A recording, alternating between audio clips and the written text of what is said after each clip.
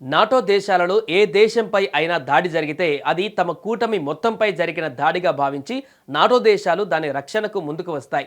వ్యూహాత్మక పరస్పర రక్షణ ఒప్పందం పేరిట అదే తరహా ఒప్పందాన్ని ఇప్పుడు పాకిస్తాన్, సౌదీ అరేబియా కుదుర్చుకున్నాయి. దాని ప్రకారం ఆ రెండు దేశాలలో ఏ దేశంపై ఇతర దేశాలు దాడికి దిగినా రెండు కలిసి యుద్ధం చేస్తాయి. పాకిస్తాన్ ప్రధాని షహబాజ్ షరీఫ్ రియాద్ పర్యటన సందర్భంగా ఈ ఒప్పందం కుదిరింది. షహబాజ్ షరీఫ్ సౌదీ యువరాజ్ మొహమ్మద్ బిన్ సల్మాన్ దీనిపై సంతకం చేశారు. ఆ సమయంలో Pak army chief field marshal Asif Munir, Pak విదేశాంగ శాఖ మంత్రి ఇషాక్ ధార్, రక్షణ మంత్రి ఖవాజా ఆసిఫ్ అక్కడే ఉన్నారు. అనంతరం ఇరు దేశాలు కలిసి దీనిపై ఉమ్మడి ప్రకటన విడుదల చేశాయి.